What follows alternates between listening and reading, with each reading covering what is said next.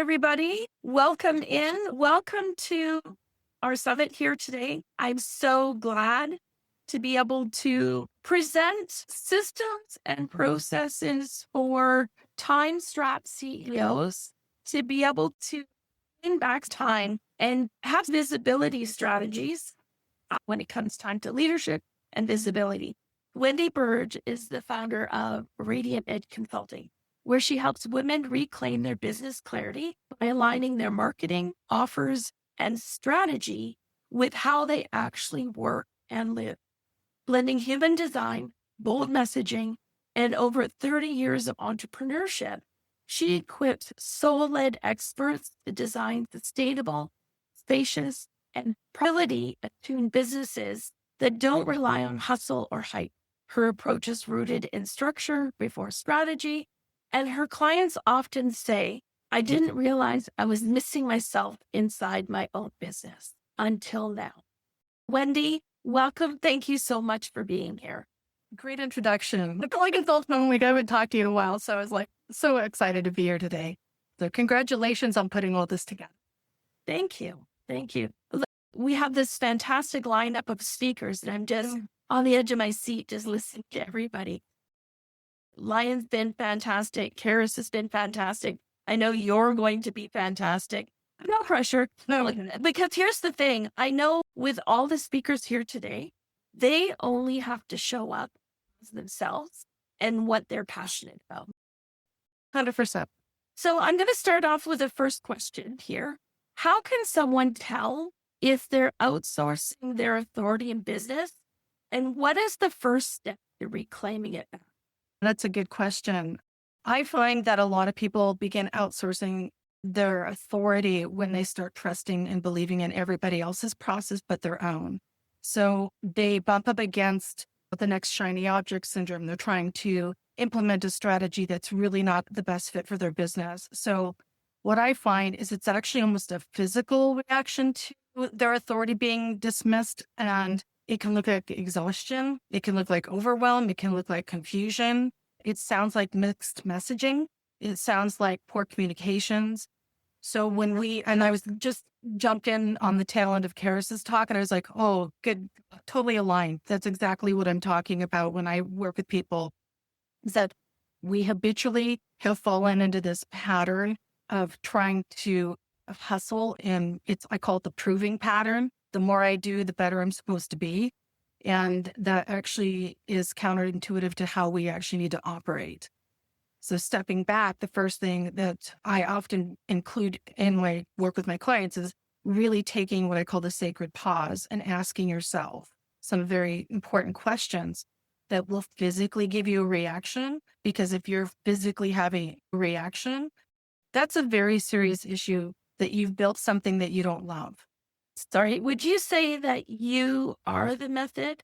What does that mean? And in the context of the marketing positioning and your personal branding? So that's a second pillar of my process called the Radiant Edge method. And the second pillar is you are the method after a first pillar, structure before strategy. So I get people who've been working for years and years in their expertise, and either they've been at a C-suite level and they really need to understand how to package that knowledge and allow themselves that permission to be fully embodied in their own authority. It's a very different game when you're removing all the extra structures that they have inside of corporations, or inside of, maybe they've been an employee or they've been very successful in one element of business and then they start their own. And relying on themselves becomes incredibly difficult because they've never really thought about who they need to be in order to present this whole new feature of themselves in the world. It's not just about regurgitating more information out there. There's plenty of information.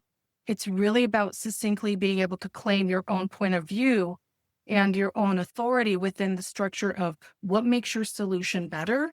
Why do you think it's different? Where's your experience come from? So your authority comes from a place of confidence and conviction that I find sometimes people are missing. They think that they just do the thing, they say the thing, they step forward, it should just work. It should just all fall into place. And it doesn't. I had a PhD doctor sit with me almost like in tears, like, why can't I do this? I literally have a PhD. And I was like, you're trying to share way too much knowledge too fast at a level that people don't understand. So we need to step back a little bit, figure out what is your core premise and move forward. So you are the method, but a lot of times our brilliance is hidden in our blind spots. And we have to deconstruct the conversation before we can actually build the offer that makes most sense. And then from there, really qualify where your buyer is or your client is at that specific point in their journey. So it's matching. Just a really quick side note here. What I'm noticing is between Wendy and Karis and Lion, it's the main message here is don't let any excuses get in your way of being bold. And we have to on purpose decide to be bolder. So that's just a little side thing that I'm noticing here. Wendy, one of the things that I really love about how you work, I've seen you work, I've worked with you, I've sat on the couch in your living room while you've taken client calls and overheard your conversations. And you just touched on it. You really peel back the offers so that what people are giving doesn't deplete themselves. I think you said something, we give too much too fast. And I think that's one of the brilliant things that you offer is you're really able to hone in on the marketable piece, but it's more important than just marketing. It's about people being able to A, maintain integrity, and B, not burning out. I've seen you do that. How has that transformed the lives of some of your clients? Can you give us an example? Oh, for sure. So what you're talking about is actually giving people the container, helping them build the proper container that supports the transformation that they're trying to create with the client. And a lot of times let's think about it. Most of us did not grow up with entrepreneurial parents. The only transactional experience we've ever had is if I pay you money, then I'm going to get this thing. Except for that majority of people that I work with also requires an element of co-collaboration with the client so that we have to step forward and we need to support them for their transformation growth. And inside of that, a lot of the service structures that I see built don't account for all the things that we're doing with clients. So we need to get very clear, and I have a framework that I work with people on to really make sure that we're doing the right thing at the right time. Because at any given moment with any client experience, you're either assessing what's happening, you're developing a strategy, then you're going to help them implement the change. Now you're going to show them how to execute. Now you're going to do the optimization. And there's teaching, there's support, there's brainstorming, so much happening that if you do not sit back and ask, what exactly am I doing at these different stages of this process? So it's too much information too fast. The thing I see, everybody throws everything into a bucket, pours it out. And like my previous client, I told her it's like you hand a 400 level textbook to a freshman and say, everybody sign up for organic chemistry. And the student goes, I just wanted a science class. What are you talking about? So that's too much information too fast. What I do with my clients and specific, let's talk about that client. We stripped it down to the very basic problem solution. What was the initial problem that the primary issue was targeting with this particular audience? If you can go in and pinpoint exactly the primary issue that you see your clients are struggling with, if they just pulled that one linchpin, a lot of the symptomology they keep experiencing would pretty much go away. Figure out what that root issue is and target that first. That becomes a great starting point. And then my next question for most people is, and then what happens? Because that becomes the 200 level series. And then what happens? That's a 300. Not everybody's going to be there at the same time. So we need to be really mindful and understand that journey so we're not mismatching and misaligning expectations with outcomes, because that is where we get into trouble with clients. So slow down, figure it out to speed up and actually deliver appropriately. And then also for us, now we feel like we can be in our power. And there's such a resistance to put structure around our processes, because a lot of times people tell me, oh, I can't do that until I'm in the room with the person and I have the conversation. And I'm like, really? But you can't dance without a dance floor. You need to have the dance floor. You need to have the clarity when you get into that process with them. You really understand where the expectations are. They're like the guide rails. You understand how to hold boundaries with clients was having boundary conversations with clients this morning. Boundaries, I tell you, there's a whole series, yes, on boundaries. And boundaries impact our bank accounts because all of a sudden, depending on how you've structured what your offer is, you may pick up the wrong fit client just because you're in desperation and you're like, oh, I can figure it out. Oh, that's the worst thing. When you say, oh, I'll figure it out. I just want to make them happy.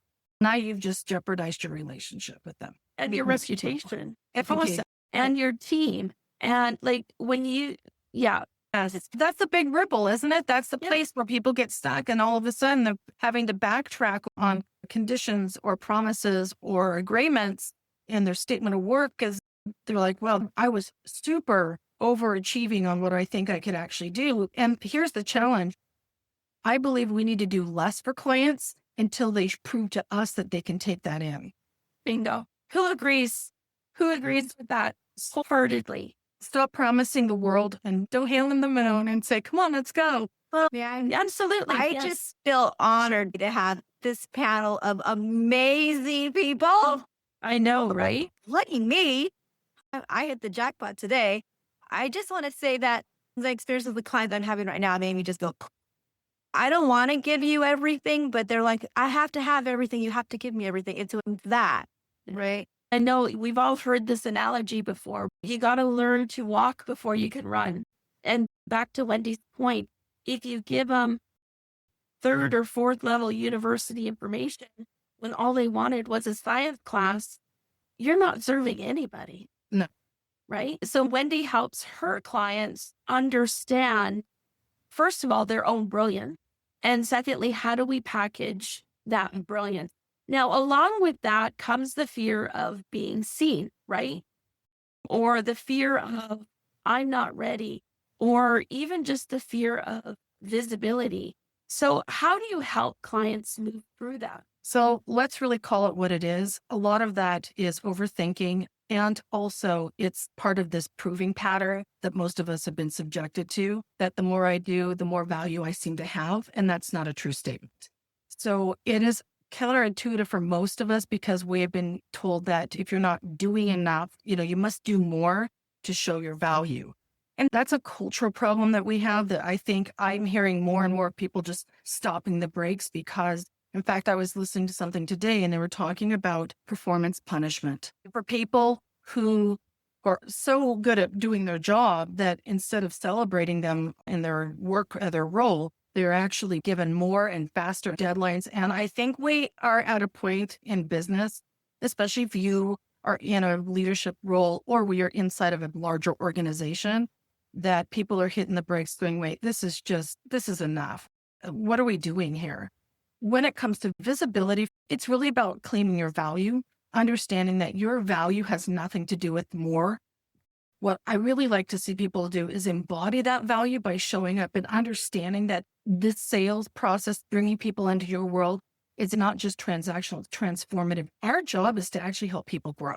Whether you're talking about organizational transformation and change management, or you're talking personal development, our job is to help invite people in to have a completely different version of themselves through us, which allows us to set up a better structure of how we support people and also give them some accountability to what's going on, because that's a problem. And that's actually a huge attribute. If you start looking at are the people who you're qualifying as good candidates, once you start understanding how you work, you can build better frames of reference about who's a better fit. And so the visibility piece comes back into how clear are you on your value? Do you have conviction in your points of view and your thought leadership? Can you walk your talk? That's a big issue for me because I see people who build businesses, you open the door and it's just a hot mess inside. So one of my taglines is I help people build business just as good on the inside as they look on the out. Because if you can't own that, it's like, that's the worst reputation breaker you can have. Got the nice curb appeal, but when they walk in that house, forget it. If it's 1970s shag, forget it. Well, I forgot I'm dating myself. 80s, 90s, what are we? Right? That's okay. I'm right there with you. It's all good. So what I'm hearing here is that not only are we looking to provide the transformation, to peel back all the goodies that your clients want because they're not so strong in their personal confidence. They hide behind the tools, right? What is like energetically, what's the self-awareness piece to help us align with that to move past the visibility blocks and some of those perfectionist loops? Thank you for asking that. That is a really good question. Like I said, I believe this ties back to a lot of overthinking, which is a survival response. If I keep figuring it out, I can't fail. If I keep researching it, I can't be rejected, right? If I keep perfecting it, I can't be criticized. So what I find is people regurgitate information they really don't get anywhere too fast if I keep rebuilding my platforms. So a lot of times it's like this obsessive behavior. We've all heard of analysis paralysis. And so understanding why we're getting stuck here is often, I think, part of hustle culture. It's poisoning us to think that we, again, have to do more, be more. And what I'd really like to see people is just be able to sit with themselves and understand that overthinking cannot be healed through more rigid structures. Overthinking needs to come back into recentering ourselves and our own bodies. And I love that Carol Surbey talked about that a bit. So using more breathing techniques to recenter yourself and understand that your heart and your body knows what's best for you, and to come back into recentering what I call rituals of enoughness. So doing things that show and validate that I don't need to be doing more. I can step forward and stop the overthinking. And some of that can be tracking in your daily journal or your daily calendar, all those little wins for the day. It could be that somebody thanked you, to start building this muscle of enoughness so that we can keep validating for ourselves what this is. And I also do a little bit of breathing practice with people and have them answer a couple of questions. And one of them is, am I acting out of fear or love? Am I contracting or expanding, whatever the situation is? And my background is as a therapist and then turned coach and then turned into a business coach. So I go back into allowing us to take ownership of ourselves and not deflect it. Because at the end of the day, if we're not fully operational in ourselves, we're making poor choices for everything that we do. Like I said, your body knows the difference. What I also hear from you is that you spend a lot of time. I'm just imagining you sitting in a session with a client, right? And you're talking. And I just see you putting the mirror back up. I think I've heard you say before, you don't need a niche, you need a mirror. What did you mean by that? I love that phrase because it really stops people in their truth. Everybody's so niche driven. Unless you're doing some massive retargeting and rebranding, most of your clients, most of the people that you're aligned to are energetically aligned with your values. They resonate around the same ideas that you have. They have the same desire or goals. And if you don't know what that is and you're putting stuff out there, you're going to have this disconnect. You don't confidently step forward and claim that space and say, this is what I believe. This is why we're doing what we're doing. This is how we're going to achieve it.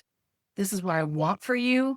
So I think that the mirror first comes back to us when we get clarity about who we are as individuals, where our own leadership improves because it's less about proving and it's less about I needing to be liked and it's less about disappointing people or it's less about needing to have that validation.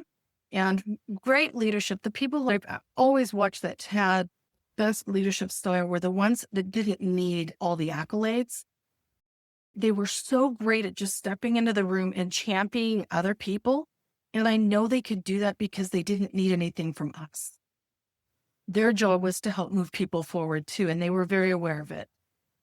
So I always love speaking with people in the entrepreneurship world because it is such a key component of your success is to have that mirror turned on you, because anything that you're struggling with is a place to start investigating. I always say that I deal with a lot of businesses that have been in business for kind of 3 to 8 years. They're still struggling a little bit with their teams. They're trying to make that shift to the CEO. And when I ask them and I say to them, okay, what's your job description as a CEO? And then they're like, and I always include that your job is now, all the other things, but it's also now to lean your support into your middle management. Like I get this picture in my mind of someone struggling to climb a bank and there's the CEO at the bottom helping them up. And to me, that too is really excellent representation of a true leader. I have a final question for you, Wendy, and then I'll ask you to talk a little bit about your VIP offer. What is the one sacred experiment you recommend to anyone feeling disconnected from their own voice or thought leadership path? Since they don't have the privilege of traveling with you over a weekend, you and I have gone back and forth and literally masterminded for a full weekend. I would say that the best thing to do is really to give yourself some sacred space and take a pause and figure out what it is that you really desire. I think that our heads override a lot of the things that our hearts are saying. I think that we're at a time in business where we understand that those structures aren't working anymore for people. And not everything has to be transactional, a key component of your success. It must be transformative because there's something that feels off when everything just feels transactional. And when we get into a place of having some sacred periods in our businesses for ourselves, whether that means you're getting up and spending your first hour of your day aligning yourself with writing, journaling, exercise, whatever the particular outlet is for you, it's really about grounding yourself, because what I'd like to see people do is just really become present in themselves. And you and I've had many conversations about getting owners to become present and not be performative. We don't need any more people performing success. It's just such paradox of how to get there. Most people's success is in increments, and really success is an inside job. They've all heard that, and it comes down to that. And I do want to leave you with one thought, is that I think in business, most people think of business leadership like the sun, that we're orbiting this bright, shining person, but there's no way to sustain that energy. And I encourage people to think of the way we operate more like a moon, because there's going to be periods in our businesses where we'll have waning and waxing, rising and setting. And the moon still influences even when it's dark out. It pulls on tides. It does a lot of things, even in the darkness, that we can set up in our systems that don't rely so much on us having to push, because there's just no way to be sustainable. And sustainability is number one, the conversation I have with everybody who walks in the door with me. How do I create something that's more sustainable? I'm tired. I don't want to do it this way. I want something with more ease, or I don't have to have so many moving parts. So what can we do to really look at helping people create something that tracks and moves and helps people flow into growth and empowerment? If you're the plumber or you're the PhD, everybody's having a visceral response to the world right now. And I think we're all looking for something that's more aligned with who we are, so that we can show up better, because I think our whole job is to give permission and remember who we are so each other can be more fully expressed. And just based on that, and you and I haven't talked about this, but I have actually made a decision that other than some of the core coaching that I'm committed to during the week, because we all know that we have clients that come in on recurring schedules, Right. I am not saying yes to anything outside of that the first full week of the month.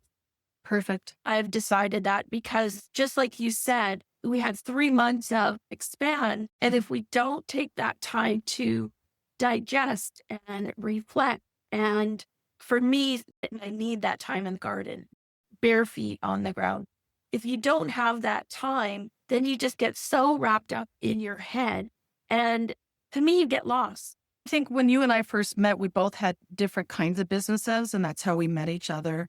Your business and my business had seasons, and Yes. we acknowledged that. We didn't panic. We knew it was just winter's winter. I never booked anything in my clinic for the last 2 weeks of August. Everybody was gone. I just shut down. So when you start looking at working with seasons and cycles and your own energy resources, most of our energy is sourced off of data anymore instead of our own. And that becomes the driver instead of ourselves. So that's why people get exhausted and don't feel like they're keeping up. And we want to stop and step back and say, what is this information really doing for me? And do I need to do all of this stuff? And most of the time you don't. You don't. Yeah. You don't. Tell us about your offer, Wendy. Oh, thank you. I have a leadership brand authenticity audit. So helping leadership go through 5 particular segments that I've broken down, asking you questions to evaluate.